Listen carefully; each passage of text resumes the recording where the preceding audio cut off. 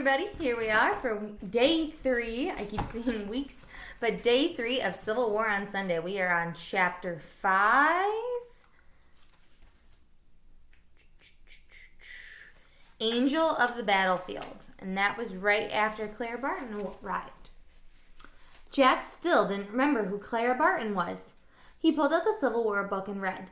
Clara Barton was a famous Civil War nurse. When she began nursing, she used her own money for her supplies. She drove a horse-drawn ambulance right onto the battlefield to save wounded soldiers. For this reason, she became known as the Angel of the Battlefield. Jack put the book away. Then he hurried to Annie. He looked at the woman sitting in the driver's seat of the wagon. She doesn't look like an angel, Jack thought. The woman was very small. She had a plain, serious face and dark hair pulled back in a bun. She wore a long black shirt and a black jacket. In the back of her wagon were more wounded soldiers in torn, bloody uniforms. They moaned and cried out. Nurses, both men and women, were putting the wounded men on stretchers. Clara Barton wiped her forehead. She looked hot and tired. "Can we help you, Miss Barton?" Annie asked. "Who are you?" said Clara Barton. "Jack and Annie," said Annie. "We're volunteer nurses. What can we do, Miss Barton?" Clara Barton smiled. "First, you can call me Clara," she said. "Second, would you ride with me back towards the battlefield?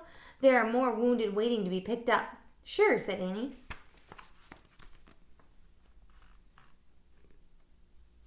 I don't think Annie always thinks through her decisions. Riding onto a battlefield doesn't always sound like the best choice. Jack didn't answer. After seeing all the suffering men in the wagon, he was afraid of getting closer to the battlefield.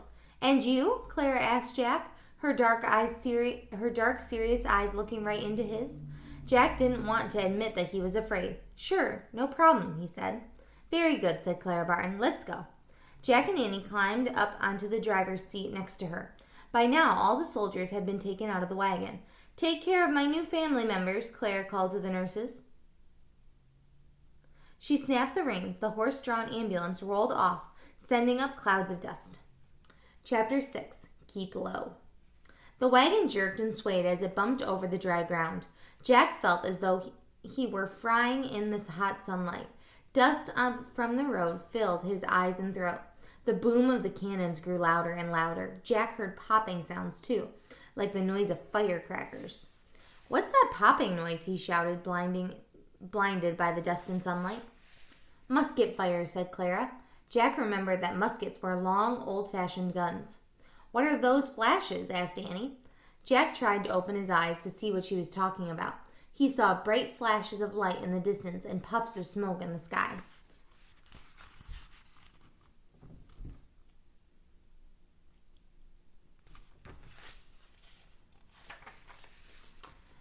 "Cannon shells exploding," said Clara Barton. "Shells are like small bombs. They have ruined much farmland." Jack squinted at the passing countryside. The ground was filled with ugly holes. Long ditches were also cut through the fields.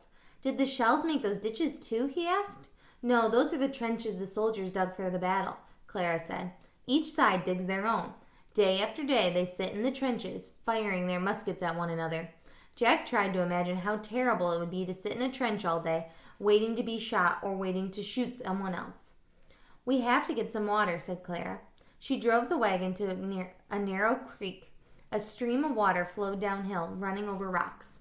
The wagon came to a halt. Jack heard whistling sound, then Clara. "Keep low," cried Clara. "What's that?" Jack asked. "Cannon fire," she said. Jack and Annie crouched down in the driver's seat. Jack felt a rush of panic. He pulled out their list. His hands were shaking as he read, "Be brave." "Oh, great," he thought. Another cannon shell whizzed overhead, and then another. The ground exploded over and over in flashes of light. Dirt clods flew everywhere, which are like clumps of dirt. Clouds of smoke and more dust filled the air. The horses neighed and whinnied. "Be brave," Jack thought. "Be brave." And that is the end of Chapter 6. We will pick up tomorrow with Chapters 7 and 8. I hope you are having a wonderful Wednesday. I hope to myself, and I will see you tomorrow. Bye-bye.